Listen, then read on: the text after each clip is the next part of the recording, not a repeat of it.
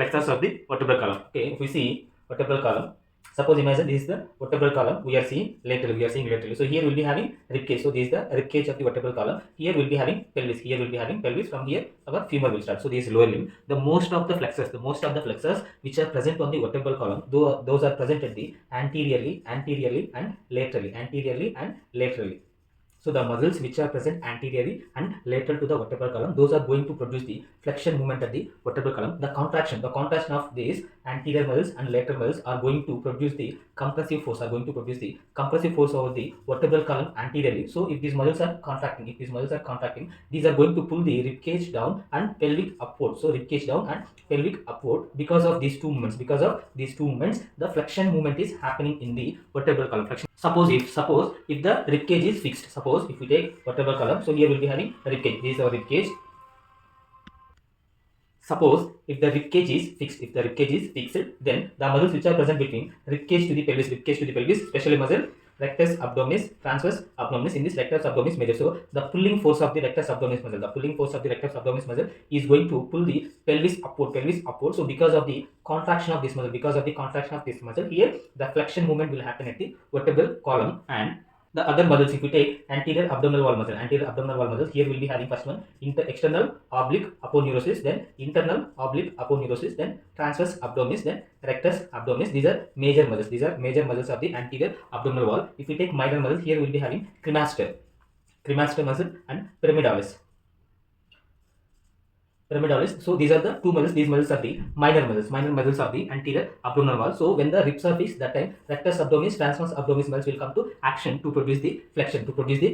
Suppose if we see anteriorly, this is our sternum. Okay, here CP sternum will be there, cephalic process. So here we'll be having external oblique aponeurosis. Okay, imagine.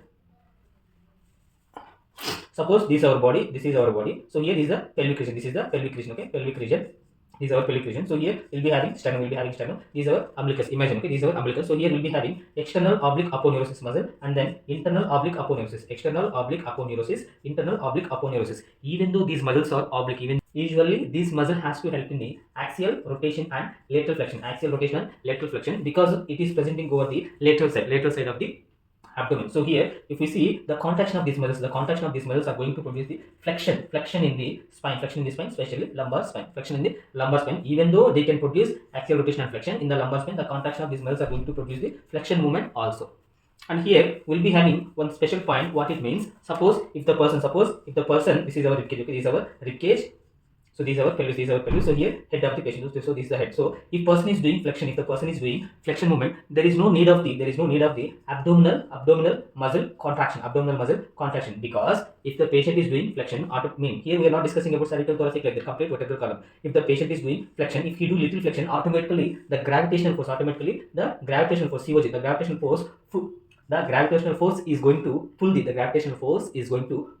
entire vertebral column into flexion position. So what it is saying means the gravity is going to produce the flexion movement at the vertebral column, so that muscle action will be less. We require less muscle action. Even though we require less muscle action, what is the use of this abdominal wall muscles means? So abdominal wall muscle means, suppose if the person is in resting position, okay, so if any push force or maybe if any pull force comes to the patient, like external stimuli, if somebody touches from behind, like push force or pull force, so that time automatically the muscles which are present on the anterior abdominal wall will contract isometrically, so that the contraction of this isometric contraction of these abdominal wall muscles are going to prevent the fall of the person, so that the contraction of these muscles are helpful to keep the patient in normal position. At the same time, these muscles has the ability to do the flexion in the vertebral column. Okay, usually the flexor muscles which are present here, usually these flexor muscles are not active when the patient is in standing position. These muscles will not be active. So if we need flexion also, automatically gravity is assisting for the flexion, so that why here these muscles are not active. If any push or pull force comes, that time this muscle will contract isometrically. When it is contracted isometrically, it is going to stabilize the both ribs and pelvic region. So because of providing stability for the ribs and pelvic, so here the balance of the body will be maintained by this anterior abdominal wall muscles. So if we observe here, so here the gravity is assisting for the flexion, so that's why here abdominal muscle action is not required. Suppose if the flexion is happening against the gravity, if the patient is doing flexion against the gravity, how the action will be? So how the action will be produced in the abdominal wall muscle. Suppose if the person is doing against gravity, vertebral column flexion. So against gravity, vertebral column flexion. Imagine here the person is in supine position. Supine position is the patient head, and this is the rib cage, this is the pelvis, this is knee joint, this is ankle joint. If the person is doing against gravity, vertebral column flexion. So how to do means, first option, either patient can forward like this, either patient can move like this. Otherwise, second one, patient can flex the knee. Patient can flex the knee. After that, he can move the pelvis like this. He can move the knee joint towards the chest. So this is nothing but knee to chest exercise. Knee to chest exercise. When the patient is doing knee to chest exercise in supine lying, this is against gravity flexion. So even though he is doing knee to chest, here the movement will happen at the vertebral column. So these are our cervical spine, thoracic spine, lumbar spine. These are anterior abdominal wall muscles. Here anterior abdominal wall muscles will be there. So if the patient is doing knee to chest exercise, that time these muscles has to work. So here suppose this movement patient is not doing. He is trying to touch his head to the knees. He is trying to touch his head to the knees. So this is also against gravity. So that time here these muscles has to work. So here the point is, if the patient is doing, if the person is in standing position, so when he is doing flexion movement, that time center of gravity is going to assist the flexion movement. So that time here abdominal wall muscles action is not required. So if the patient is doing against gravity vertebral column flexion movement, that time exactly we need the abdominal wall muscles action. Here abdominal wall muscle action is mandatory. Okay, finally what we have to understand here, anterior abdominal wall muscles are going to produce the flexion movement of the vertebral column. At the same time, these same muscles, when the push or pull force acting on the body, these same muscles are going to maintain the balance of the body. At the same time, these muscles are going to provide stability for the rib cage and pelvis. So these muscles will do that. Suppose in pregnancy, usually second and third trimester, that means pregnancy 1 to 9 months, first 2 months is first trimester, then 4, 5, 6, this is second, this is third, 7, 8, 9. So here in the pregnancy, second and third trimester, so if the patient is in second and third trimester, so that time the muscles here, anterior abdominal muscles, in that one special muscle, rectus abdominis is our six-pack muscle. So this is our rectus abdominis. So suppose if you take this our sternum, this is sternum, so here we'll be having hip bones, between here we'll be getting this rectus abdominis muscle. So here we'll be having this rectus abdominis muscle. So during pregnancy, second and third trimester, and otherwise and post delivery, that means after delivery, either in second or third trimester, that means before delivery, otherwise post delivery, the muscle see here, this is the shape of the muscle. So because of that increased belly, in the pregnancy woman, so the rectus abdominis muscle is going to separate like this. So this condition is nothing but diastasis recti. So this muscle name is rectus abdominis, so that's your recti. Dia means both, so it is going to divide into two parts, diastasis recti. So this condition is common in all the females. So if after delivery also, if the condition is same, diastasis recti only, then the ability of this muscle will be less while providing stability and balance.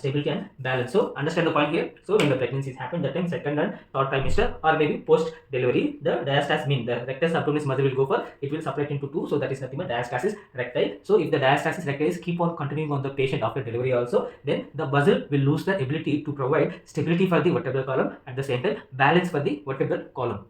So if we take the muscle, the special muscle, I like this muscle too much, psoas major muscle. So where is the origin of the psoas major muscle? These are our T12 vertebra, these are our L1, and here we have L5. So L2, L3, L4, L5. Okay, so here we'll be having sacrum. So these are our hip bone.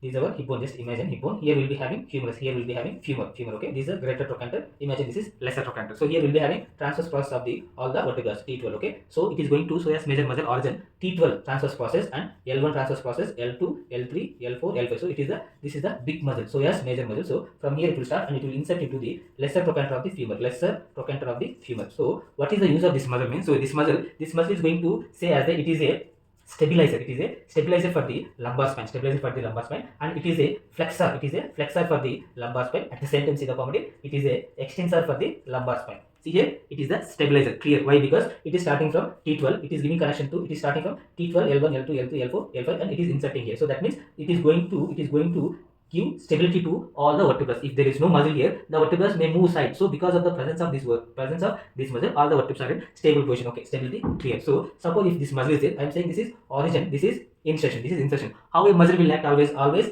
insertion to the origin. Most of the time insertion to the origin. So like this muscle will contract. Suppose this is insertion. No? If this muscle will contract like this, what will happen? Lumbar flexion will happen. If this muscle will contract from insertion to the origin, it is going to create the concentric contraction. Because of the concentric contraction, that means shortening of the muscle, it is going to create the flexion movement at the lumbar spine. Suppose if lumbar spine is doing extension already without this muscle, okay, remember without this muscle help, already lumbar spine is doing extension. If the lumbar spine is doing extension, that time this muscle will be on the posterior to the lumbar spine. That time this muscle will be like posterior to the lumbar spine, so that it is going to helpful for the extension of the lumbar spine. It is going to give help like assistance to the lumbar spine extension.